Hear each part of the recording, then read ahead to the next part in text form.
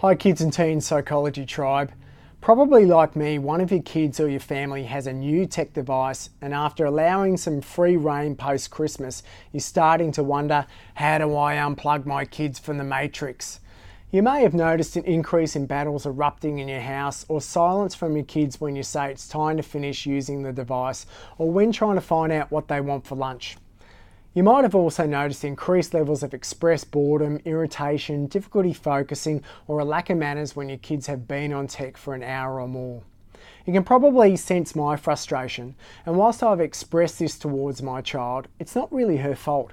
It seems to be a common experience where kids are easily immersed in tech after short periods of time, resulting in them needing time to reconnect to the world outside of the screen.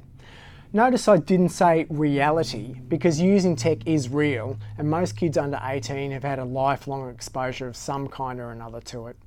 I feel small screen tech and computer games are different than TVs, not that kids should have free access to TV, due to being interactive and there often being ever-changing stimuli.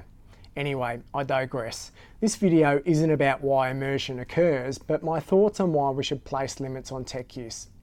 There's likely part of you asking, why should I limit tech use? It keeps my kids entertained, they're not bored whilst they're on it, all their friends use tech, it's the way of the world, they play educational games, etc.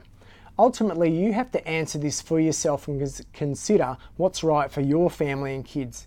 Here's my answers for why tech use should be limited.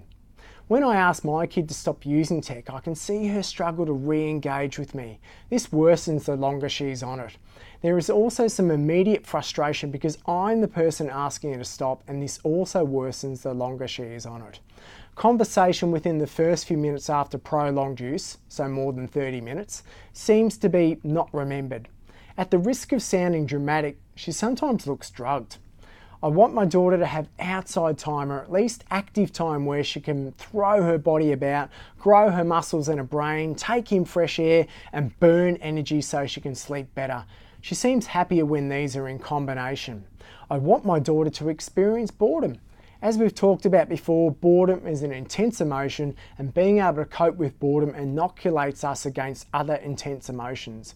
Being bored can result in our kids being imaginative, having a problem solved to find something to do. I also feel relationships are important. Often when kids are on tech, they're not relating, they're self-focused. This does not help them to learn to relate to others, although tech and games can become a form of relating to others. Tech mostly gives us what we want and panders to our fleeting desires. Ever go down a wormhole on YouTube? People often don't give us what we want, and we need to be able to cope with this.